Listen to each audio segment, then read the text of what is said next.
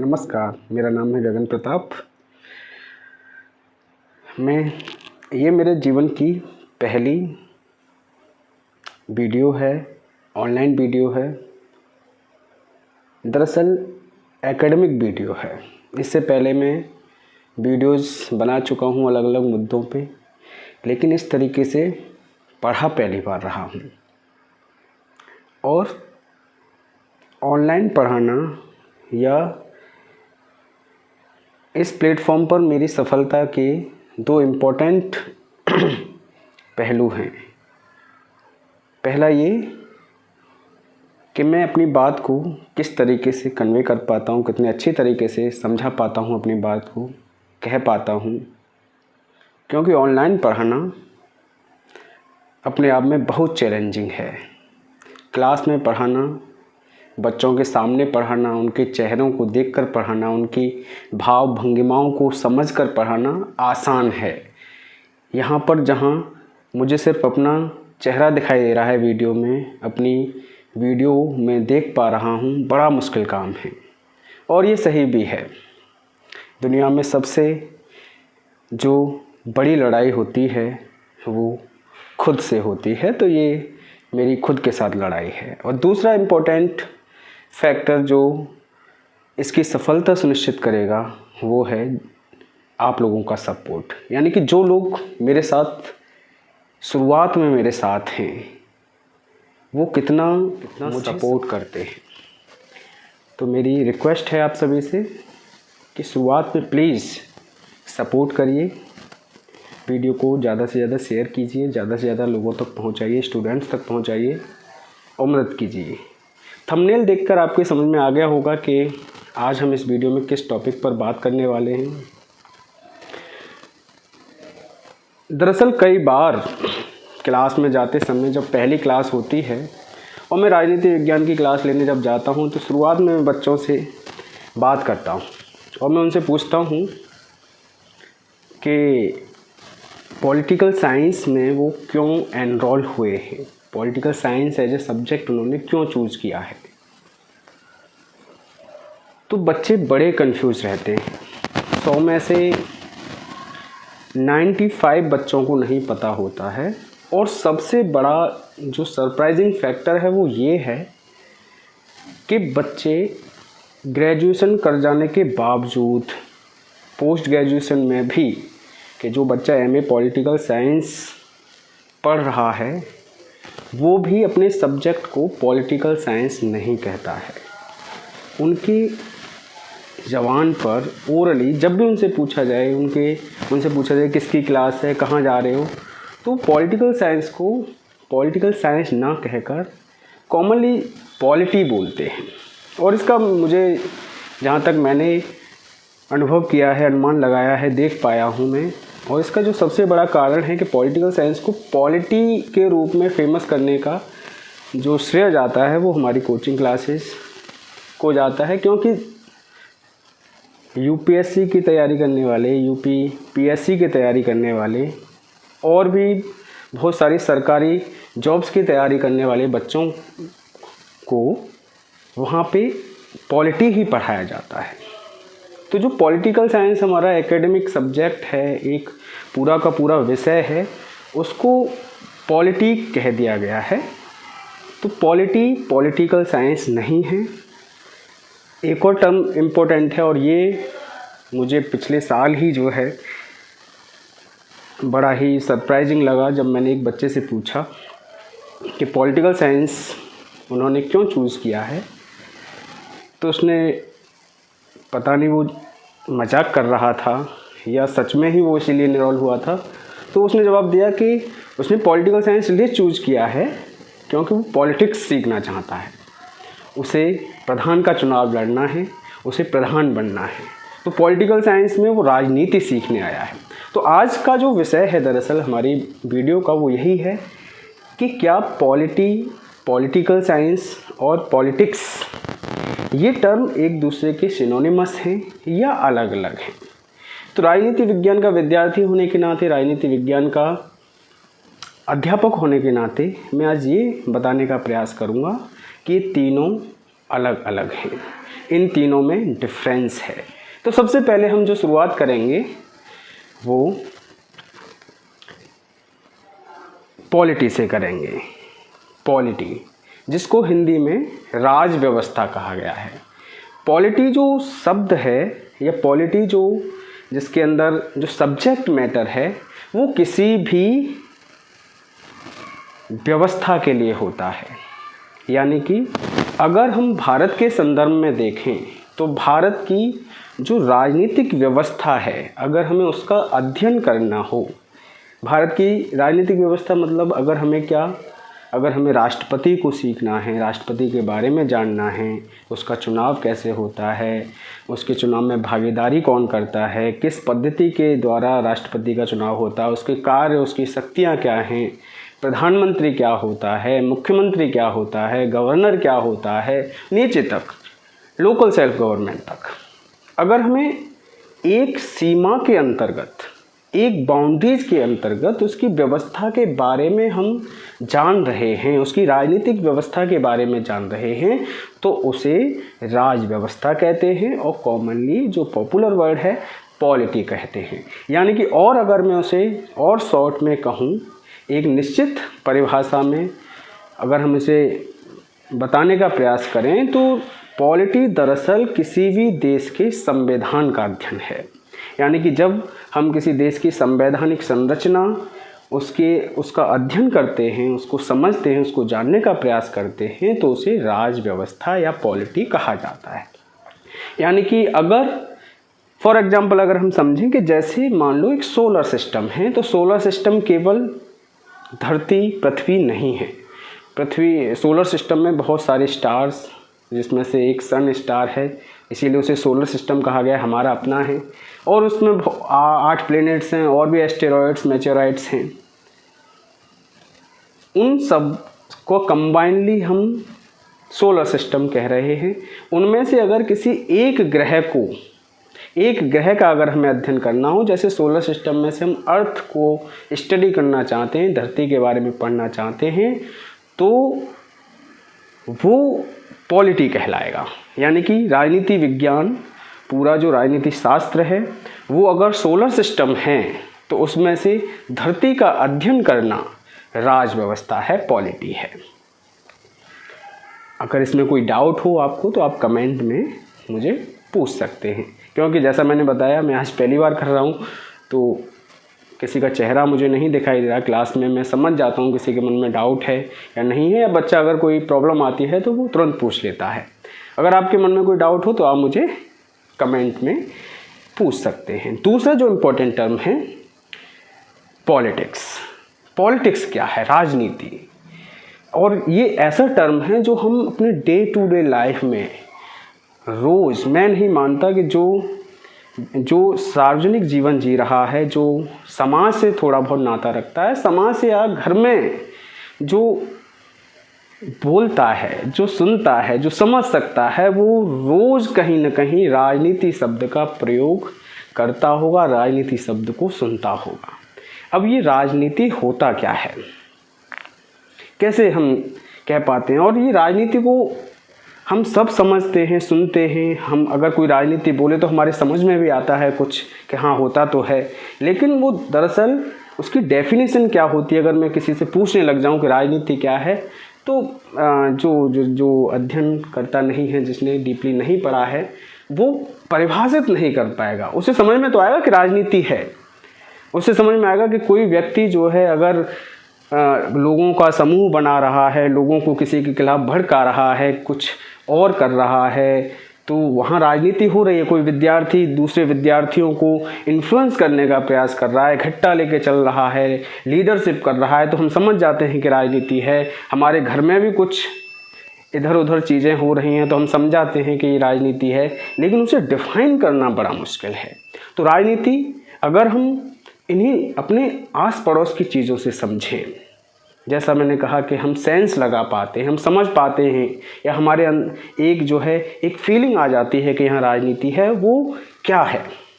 तो जब भी हमें कहीं पर षड्यंत्र दिखाई देता है, एक संघर्ष दिखाई देता है, तो वहाँ पर हम अनुमान लगा लेते हैं कि यहाँ राजनीति है। और वो षड्यंत्र या वो जो संघर्ष है वो किस लिए है।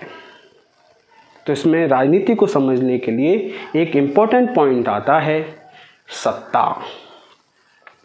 यानी कि कोई व्यक्ति, कोई पर्टिकुलर व्यक्ति संघर्ष कर रहा है किसके लिए? सत्ता की प्राप्ति के लिए, शक्ति की प्राप्ति के लिए। तब हम उस संघर्ष को राजनीति का नाम देते हैं। कोई भी हो, चाहे वो विद्यार्थी है जो स्टूडेंट लाइफ में है, जो पॉलिटिक्स में आना चाह रहा है। पॉलिटिक्स में आने का मतलब जो संघर्ष कर रहा है किस लिए? सत्ता प्राप्ति के लिए। कोई हमारे घर में है, वो अपना इन्फ्लुएंस जमाना चाहता है, अपना वो इन्फ्लुएंस करना चाहता है, वो क्या है? वो राजनीति है। कोई गांव का व्यक्ति है, वो लोगों पर अपना लोगों को इन्फ्लुएंस करना चाहता है, लोगों को अपनी सत्ता प्राप्त करना चाहता है, चुनाव लड़ना चाहता है, जीतना चाहता है, और उसके लिए जो कुछ वो कर रहा है वो क्या है? राजनीति है। तो राजनीति सत्ता के लिए संघर्ष है। ये बड़ा ही रियल डेफिनेशन है, वास्तविक यथार्थवादी डेफिनेशन है, व्यावहारिक डेफिनेशन है। राजनीति सत्ता के लिए संघर्ष है। यहाँ पे मैं एक चीज़ और क्लियर करना चाहूँगा चलते चलते कि शक्ति और सत्ता में डिफरेंस है। अगर साइंस आपने पढ़ा हो तो यहाँ शक्ति साइंस वाला नहीं है, पावर के वर्क अपॉन टाइम या rate of doing work is called the power. Power या शक्ति जो राजनीति विज्ञान में है, जो समाज विज्ञानों में शक्ति हम यूज करते हैं, या तुमने सुना होगा कि मैं शक्ति प्राप्त करना चाहता हूँ, सत्ता प्राप्त करना चाहता हूँ। शक्ति और सत्ता में डिफरेंस है। शक्ति क्या है पहले वो समझिए। शक्ति के माध्यम से हम किसी को इन्फ्लुएंस करना चाहते हैं। अगर हम किसी को इन्फ्लुएंस कर पा रहे हैं, हम अपने अकॉर्डिंग किसी का व्यवहार चेंज कर पा रहे हैं, तो हम शक्तिशाली हैं, हमारे पास शक्ति है। अगर मैं चाहता हूं कि वो पर्टिकुलर व्यक्ति मेरी तरह सोचे, मैं बुलाऊं तो आ जाए, मैं भेजूं तो चला जाए, मेरे बुलाने पे भीड़ इकट्ठा हो जाए, अगर ये मैं कर पा रहा हूँ अपने अकॉर्डिंग व्यक्ति के व्यवहार को, उसकी मानसिकता को, उसके एक्शंस को अगर चेंज कर पा रहा हूँ तो मैं शक्तिशाली हूँ। अगर मैं दूसरे के व्यवहार को अपने अकॉर्डिंग नहीं परिवर्तित कर पा रहा हूँ, नहीं चेंज कर पा रहा हूँ, तो मेरे पास शक्ति नहीं है। तो शक्ति एक ऐसा गाइडिंग फोर्स है जो व्यक्ति को दूसरे के व्यवहार चेंज करने के लिए अनुकूल बनाता है। शक्ति हो गया। सत्ता, तो शक्ति में जब वैधानिकता जुड़ जाती है, अब शक्ति हो सकती है किसी के पास, मान लो एक गांव में एक बहुत ताकतवर व्यक्ति है, और हो सकता है कि इतना ताकतवर है कि उसे 10 लोग मिलके नहीं हरा सकते, तो वो जो कहेगा तो लोग उसके पीछे खड़े हो सकते हैं, तो ये शक्ति है। लेकिन सत्ता नहीं है। सत्ता क्यों नहीं? क्योंकि उसके पीछे कोई लीगल फोर्स नहीं है, वो ऐसा लीगली नहीं कर सकता, किसी को फोर्स नहीं कर सकता। जब शक्ति के साथ वैधानिकता जुड़ जाती है, यानी कि अगर शक्ति हमें प्राप्त हुई है कानूनन, या कानून का सपोर्ट है हमारे पीछे, तो वो सत्ता कहलाएगी।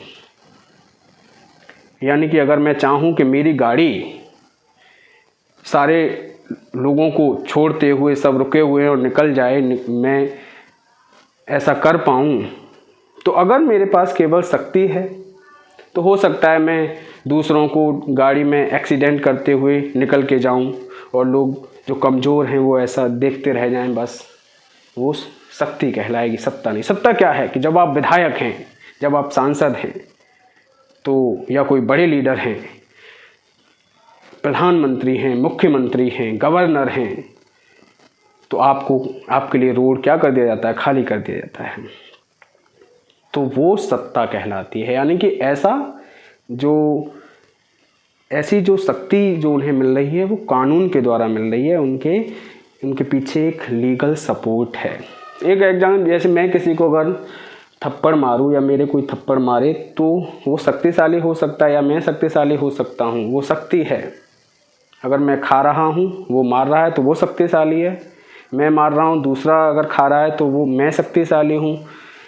वो शक्ति तो कहला सकती है, लेकिन अगर उसने पुलिस में रिपोर्ट कर दी, कर सकता है बिल्कुल, लेकिन अगर पुलिस वाला किसी के थप्पड़ मारता है या किसी चोर को पीटता है तो फिर वो क्या नहीं कहलाएगा, वो वायलेंस नहीं कहलाएगा, वो सत्ता है। उसे ऐसा अधिकार है जो लीगल कानूनन उसे मिला हुआ है।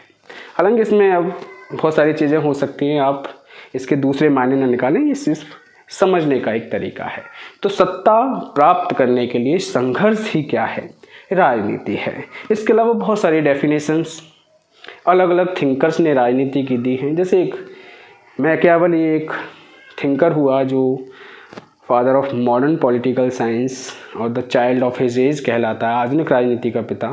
मैकियावेली मानता है कि politics is just about the keeping and getting power, यानी कि सत्ता को प्राप्त करना और उसे बनाए रखना ही क्या है, राजनीति है। और भी बहुत सारी डेफिनेशन है, जैसे मैक्स वेबर है, रॉबर्ट हेल है, वो मानते हैं राजनीति सत्ता के लिए संघर्ष है।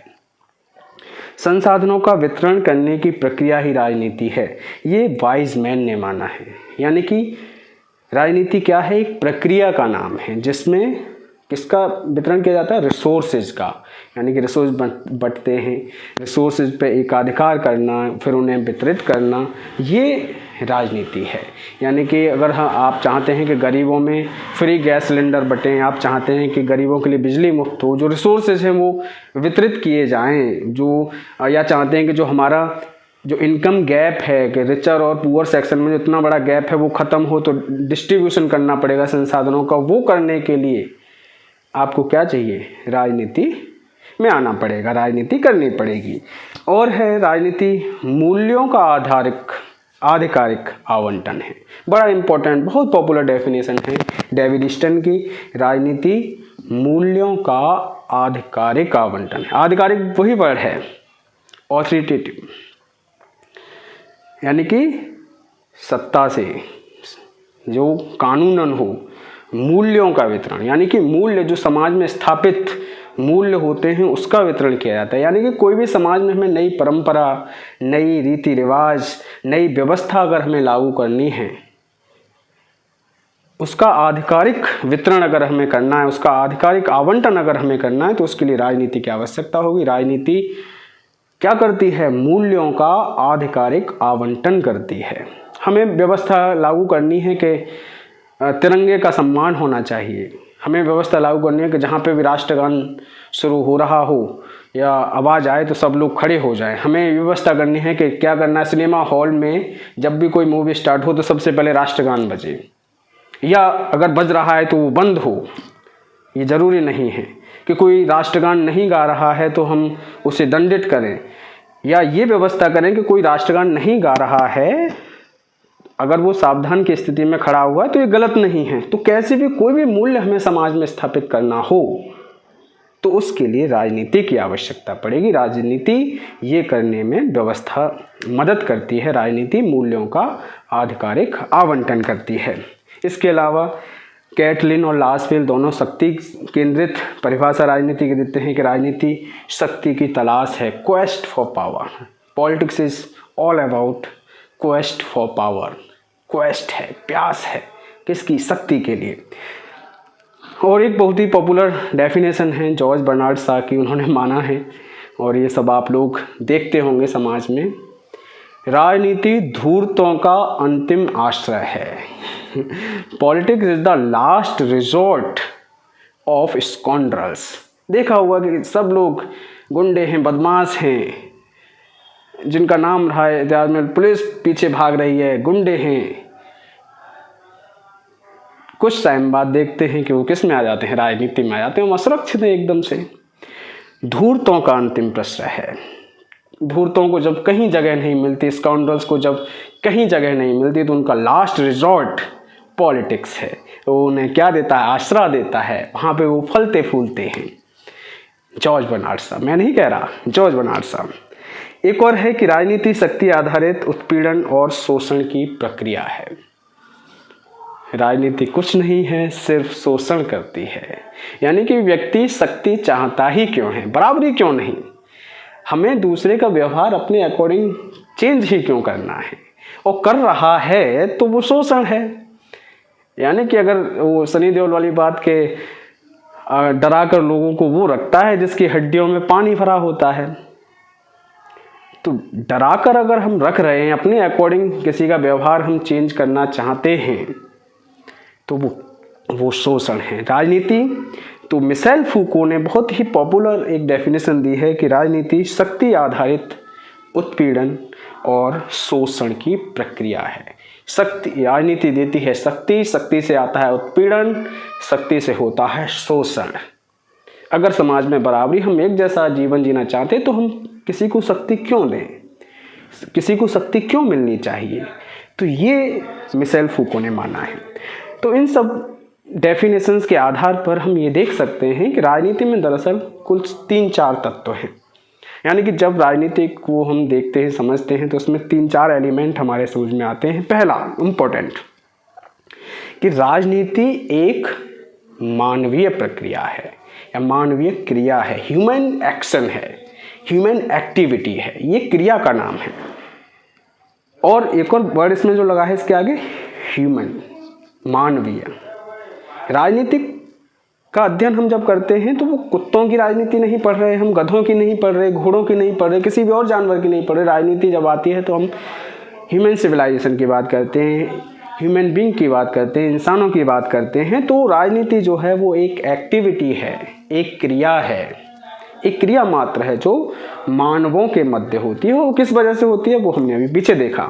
दूसरा, राजनीति संघर्ष का परिणाम है। राजनीति के अंदर, राजनीति की रगों में संघर्ष है, यानी कि जहाँ संघर्ष है वहाँ राजनीति है। राजनीति संघर्ष का परिणाम है। तीसरा इंपॉर्टेंट पॉइंट, राजनीति एक परिवर्तनशील क्रिया है। ह्यूमन क्रिया तो है, परिवर्तनशील भी है।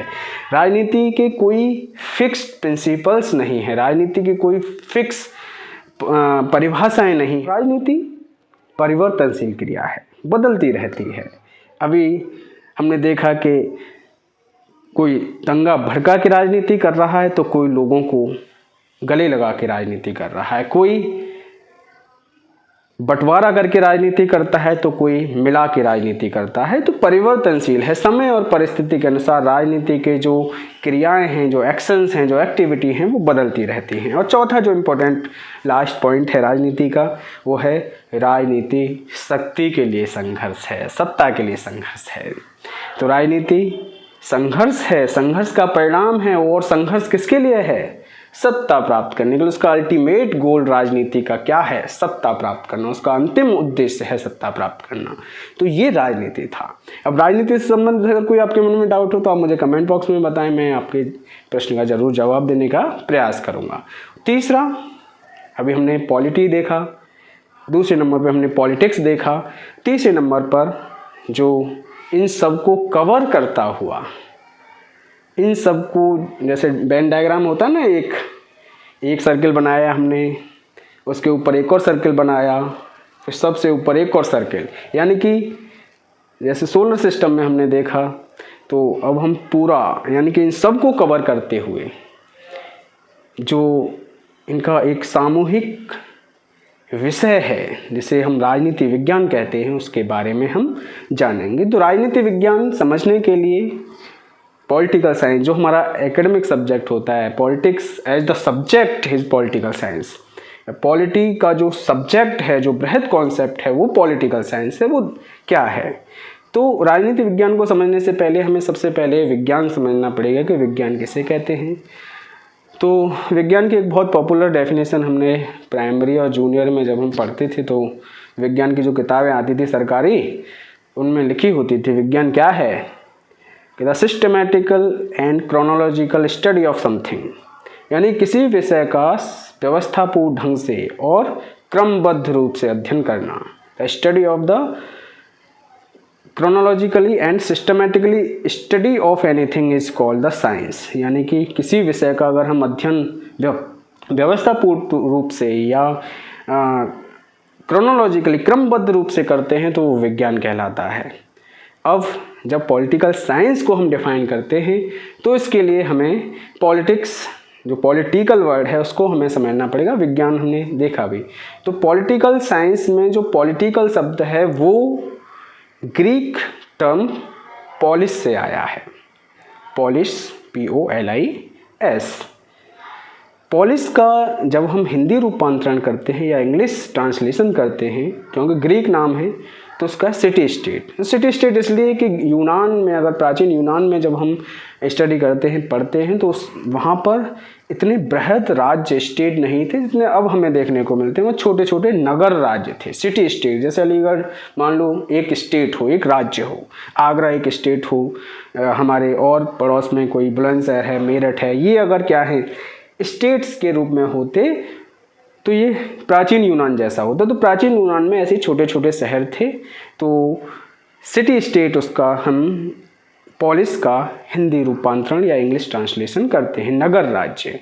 तो इसमें आता है कि राजनीति विज्ञान दरअसल राज्य का अध्ययन है। Political science is just the science of state, राज्य का है, जहाँ पर यानी कि राज्य का अध्ययन किया जाता है सिस्टमैटिकली और क्रोनोलॉजिकली, उसे हम राजनीति विज्ञान कहते हैं। इसमें और पॉपुलर डेफिनेशन यानी कि political science as the study of state में कई स्टेटमेंट आते हैं जो सपोर्ट करते हैं इस बात को, जो मानते हैं कि राजनीति विज्ञान राज्य का अध्ययन है। उसी में एक थिंकर है ब्लंट्सली, जो ये मानता है कि राजनीति विज्ञान वह विज्ञान है जिसका संबंध राज्य से है, और जो यह समझने का प्रयत्न करता है कि राज्य के आधारभूत तत्व क्या हैं, उसका आवश्यक स्वरूप क्या है, उसकी किन विविध रूपों से अभिव्यक्ति होती है तथा उसका विकास कैसे हुआ है। यानी कि राज्य को का डीप जो स्टडी है, उसका रूप कैसा है, उसका जो है स्वरूप कैसा है, किन विविध रूपों में अभिव्यक्ति होती है, उसका विकास कैसे हुआ है, ये सब राजनीति विज्ञान है। पॉलिटिकल साइंस की एक और बहुत पॉपुलर डेफिनेशन है जो ये सपोर्ट करती है कि political science as the study of state. इससे ज़्यादा पॉपुलर और सिंपल डेफिनेशन कोई नहीं है, वो है डॉक्टर गार्नर की। डॉक्टर गार्नर कहते हैं कि political science begins and ends with state, यानी कि राजनीति विज्ञान का अंत और आरंभ दोनों राज्य से होते हैं। राज्य पे से शुरू होता है और राज्य से ही ख़त्म होता है। इन सब के साथ ही गुडनो, एक्टन और डॉक्टर जकारिया ये सपोर्ट करते हैं ये कि राजनीति विज्ञान राज्य का अध्ययन है। इसके अलावा पॉलिटिकल साइंस को केवल राज्य तक सीमित नहीं रखा जाता है, कि दरअसल राज्य तो अपने आप में एक मैटर है। एक राज्य वास्तविक संदर्भ में कुछ नहीं करता। एक राज्य जैसे एक एब्स्ट्रैक्ट फॉर्म होती है, वो है एब्स्ट्रैक्ट फॉर्म, दिखाई नहीं देती, सुनाई नहीं देती, वो केवल महसूस की जा सकती है। उसका राज्य का जो वास्तविक स्वरूप है वो सरकार में निहित है। तो कुछ लोगों का मानना है कि राजनीति विज्ञान राज्य का अध्ययन नहीं है, राज्य का जो वास्तविक रूप है जो सरकार में निहित करता है, तो राजनीति विज्ञान सरकार का अध्ययन है। तो दूसरा जो हम जिस आधार पर राजनीति विज्ञान को डिफाइन करते हैं वो है political science as the study of government, राजनीति विज्ञान सरकार के अध्ययन के रूप में। सरकार के अध्ययन के रूप में राजनीति विज्ञान को जो सपोर्ट करते हैं, समर्थन देते हैं, उसमें लीकॉक का नाम है, जिन्होंने बहुत पॉपुलर डेफिनेशन दी है कि political science deals with government. बस राजनीति विज्ञान सरकार से डील करती है, सरकार का अध्ययन करती है। लीकॉक बहुत पॉपुलर डेफिनेशन जो एग्जाम्स में कई बार, जो ग्रेजुएशन का एग्ज़ाम है, बीए का एग्ज़ाम हो, बीए एलएलबी में पॉलिटिकल साइंस का एग्ज़ाम हो, उनमें कई बार ये आता है कि किसने कहा है कि political science deals with government, यानी कि राजनीति विज्ञान सरकार का अध्ययन है। तो बहुत जो पॉपुलर है वो जो किसने कही है ये बात, वो लीकॉक है इसका जवाब। इसके अलावा जो एक हमारे पास थिंकर हैं सीले ने बताया है कि राजनीति विज्ञान उसी प्रकार सरकार के तत्वों का अनुसंधान करता है जैसे संपत्ति शास्त्र संपत्ति का, जीव शास्त्र जीव का, बीज गणित अंकों का तथा ज्यामिति शास्त्र स्थान एवं लंबाई और चौड़ाई का। यानी कि वो मानते हैं कि पॉलिटिकल साइंस गवर्नमेंट से उसी प्रकार जुड़ा हुआ है जिस प्रकार इकोनॉमिक्स वेल्थ के कॉन्सेप्ट से जुड़ा हुआ है। यानी कि economics is the study of wealth.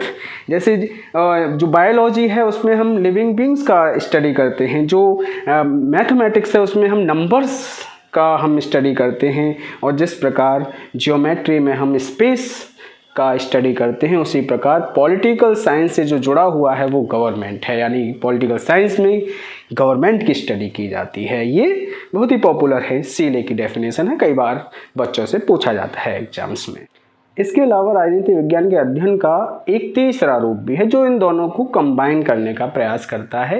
वो मानता है कि राजनीति विज्ञान केवल राज्य का अध्ययन नहीं है, राजनीति विज्ञान केवल सरकार का अध्ययन नहीं है। उन्होंने इनको जोड़ दिया है, उसका मध्य मार्ग, उसका बीच का रास्ता निकाल के ये माना है कि राजनीति विज्ञान राज्य और सरकार दोनों का अध्ययन है। Political science is the study of both state and government. और इसमें जो सपोर्ट करते हैं वो पॉल जेनेट हैं। पॉल जेनेट का मानना है कि राजनीति विज्ञान समाज विज्ञानों का वह अंग है जिसमें राज्य के आधार और सरकार के सिद्धांतों पर विचार किया जाता है। हम पढ़ते हैं कि राज्य के आधार क्या हैं, सरकारों के सिद्धांत क्या हैं, ये कंबाइनली जो स्टडी की जाती है वो पॉलिटिकल साइंस में की जाती है, राजनीति विज्ञान में की जाती है। Paul Janet.